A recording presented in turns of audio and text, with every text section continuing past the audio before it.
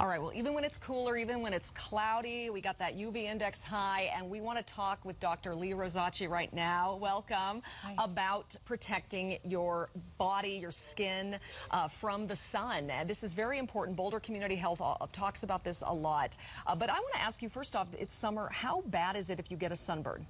You know, having a bad sunburn is one of the #1 predictors of having skin cancer.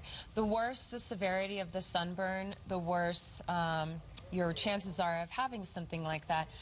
A lot of people forget that your skin is an organ as well, and there are harmful UV rays that come from the sun and can cause changes in your skin's DNA makeup. Those changes can later lead to things like skin cancers, some of the more severe ones like melanomas, and some of the more common ones like basal cell carcinomas.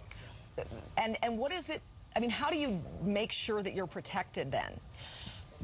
Sunscreen, of course, yeah. Yeah, the American Academy of Dermatology actually recommends taking shelter in the shade as soon as you can.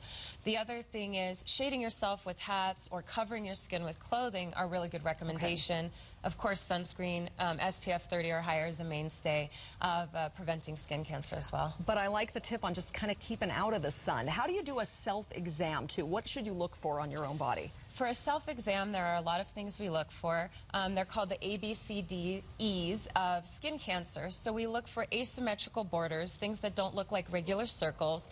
We look for color changes. We look for diameter greater than 6 millimeters. And changing lesions are the #1 way that people recognize skin cancer in themselves and are prompted to come see a doctor. All right. Lee Rosacci, Dr. Rosacci, thanks so much for being here. Thank you. Dale. There's a huge need.